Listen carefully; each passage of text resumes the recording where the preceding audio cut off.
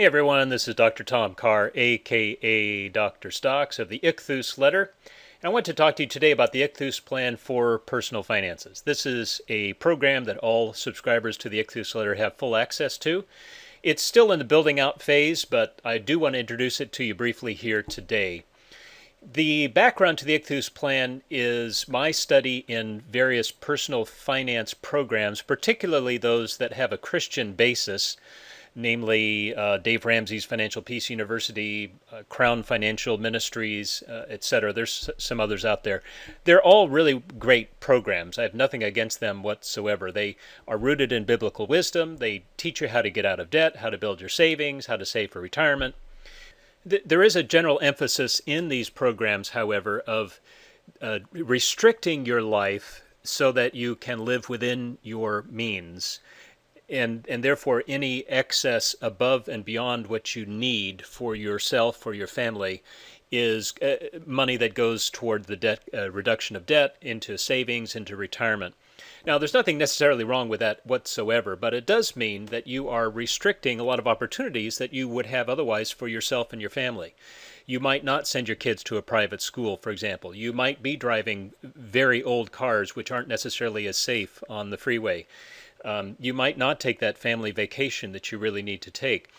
I prefer to take a different approach to my family's personal finances, and I think in today's day and age, the opportunity for this new approach is here. The time is now. And the general philosophy that I like to govern my personal finances with is, instead of restricting my life to meet my current income, I expand my current income to meet my life, to meet my goals, to meet my dreams, to meet the needs that I have for my family, to meet the vision that I have for my family. The way that's done, in my mind, is to consider your finances in terms of three boxes. These three boxes, by the way, come from a verse of Scripture, 2 Corinthians 9, chapter 10. It's written by the Apostle Paul. He's writing to the church in Corinth, and he's speaking to them about their personal finances in terms of their giving and in terms of their earning. And I've taken that text and I've sort of expanded it here, as well as some other verses that I think are pertinent to this. And I like to call these three boxes the supply box, the seed box, and the harvest box. Those are three words that come out of 2 Corinthians 9:10. The supply box refers to your income. Now, everyone has an income, whether you're on government assistance or whether you're the CEO of a Fortune 500 company, you have an income. You have money that is coming in to your account every week, every month, however you're paid. Even if you're unemployed, you undoubtedly have some income somewhere, otherwise you're dead. So everyone has income. In the supply box, however, I believe that the biblical mandate is to find creative ways to increase your income through additional revenue streams. Now, you take your standard income, whatever that is, whether you're a teacher, a lawyer, a doctor, or you're unemployed. You take your standard income and you look for new ways of increasing your revenue. We live in a day and age where you can take a personal passion and turn it into a small part-time business. I have a friend, for example, who is a great drawer. He loves to draw. He's a kind of a graphic designer, and he's a freelancer, and he made a decent income doing that. But he noted online that there was this trend of people who were building chicken coops in their backyards because they wanted fresh eggs from these chickens. They want, free-range eggs or organic eggs from chickens that they raise in their own backyard, and people needed to know how to build a chicken coop. Well, there are a lot of blueprints out there for chicken coops, but they're all kind of technical and not very user-friendly. So he took his graphic design skills and he came up with a kind of cartoonish version of how to build a chicken coop, and it was very easy to do. It was all laid out step by step. He sold that, he built a little website, he sold that online. He's now making $10,000 a month just from selling that one graphic.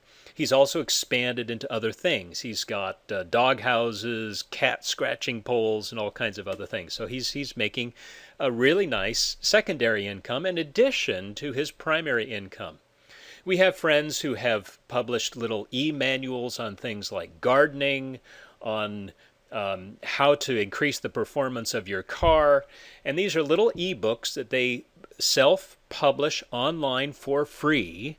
They build a website for pennies, and they're doing free advertising through social media, and they're making several $100s a month doing this kind of thing. So we live in a day and age where the access to this kind of additional income is really unlimited.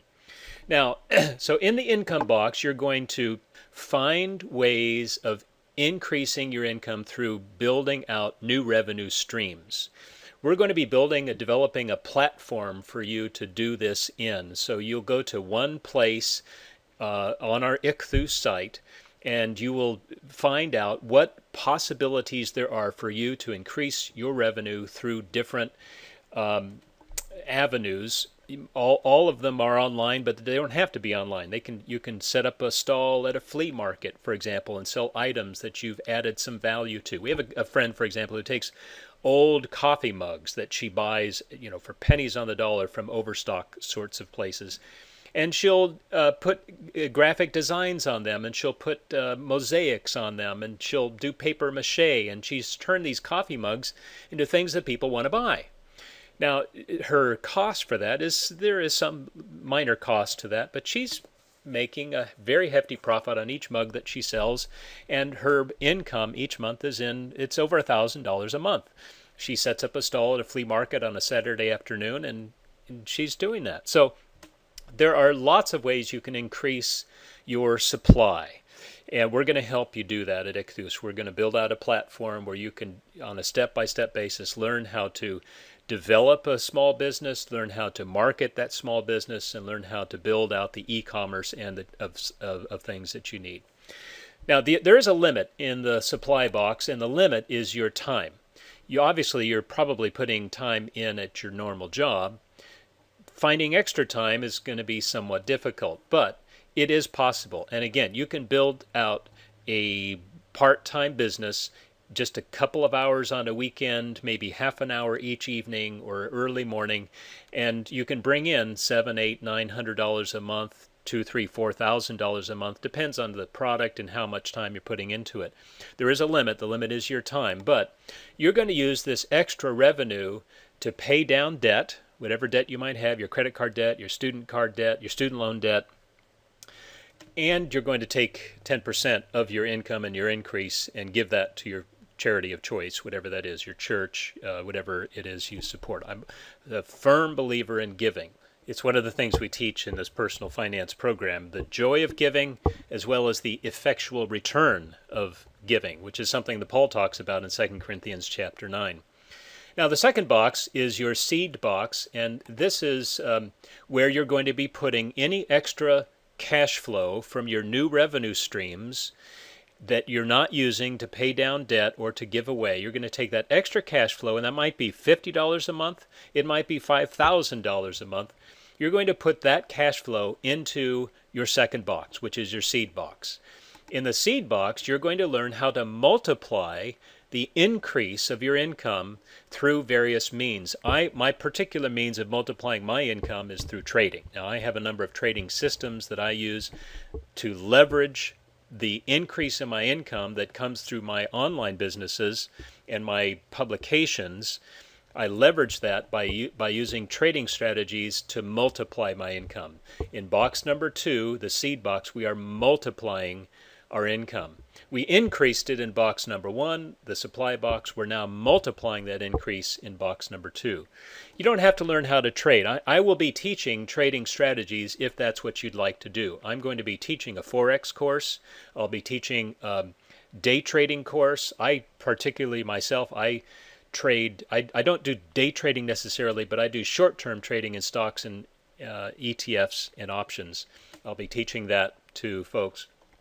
But you can, in the multiplication box and leverage box, you can leverage your income increase through a variety of different ways. You might buy a rental property, for example. You don't need a whole lot of money to buy a rental property. It depends a little bit on where you live. If you're in New York City or San Francisco, it's different. But You can buy a rental property for a few $1,000s. Depends on the market you're in. That's not always feasible, but in most markets, this is a very good way to increase your income, to leverage your income, and to multiply it that way. You can also expand your business revenues. You can hire people to run the businesses that you developed in the supply box so that you have free time to develop new businesses. You can hire or outsource the writing of various e-manuals to people. We'll teach you how to do this so that they're constantly pouring out new e-manuals that you then sell online. Not much more work on your end. You're multiplying your income through leverage. That's what we're going to teach in the seed box. There is a limit on the leverage box, and you're limited generally by the amount of capital you have to put into these programs. If you're trading, you're limited by the amount of capital you have in your trading account. If you're buying real estate, you're limited by the amount of money you have to put down the down payment on a new rental property. If you're outsourcing business ideas that you have, again, you're going to be limited by the money you have to spend in that. But as your income grows, your money in the seed box will grow, and your ability to leverage that money to multiply your income will increase as well. Now, out of the seed box, we're going to be taking some money on occasion, maybe a quarterly basis, maybe once a year, and we're going to be paying off any large debt that we might have, and that can include our mortgage. Generally it means your car payments. So we own our cars free and clear. We're working toward owning our home free and clear. And again, you're going to be giving away 10% of that leveraged money, that multiplied money. This for me is the most exciting part of giving, because in the seed box, my wife and I, for example, we've been able to write checks that we've given away to individuals, not necessarily to our church, not necessarily to ministries we support, but to individuals who really needed that money. It's just an amazing feeling to be able to do that, to know that you have used your God-given talents to help people in financial need. So that comes out of the seed box. The third box is where things get really exciting. Any overflow from the seed box will go into the third box, which is your legacy box, what the 2 Corinthians 9:10 calls your harvest. You will be reaping a financial harvest if you are increasing the revenue of your supply, multiplying that increase in your seed, and now you're able to build a long-term, lasting legacy for yourself, your family, and for all the people and the ministries, organizations that you support. In the harvest box, I will be teaching you how to invest. Invest for the long term, which is really what we do in the IXTHYS letter. So your basic tool for the harvest box is the IXTHYS letter itself, which gives you the world, in my opinion at least, the world's most innovative investing ideas on a monthly basis. And we're also helping you protect your money during market downturns. We have this unique market direction indicator signal that tells us when the bear market is coming. So the IXTHYS letter is your basic tool for building this legacy wealth, but you can do it in a variety of different ways, and we'll be teaching you some of those ways as we go. So the legacy box is where you are building assets through investing.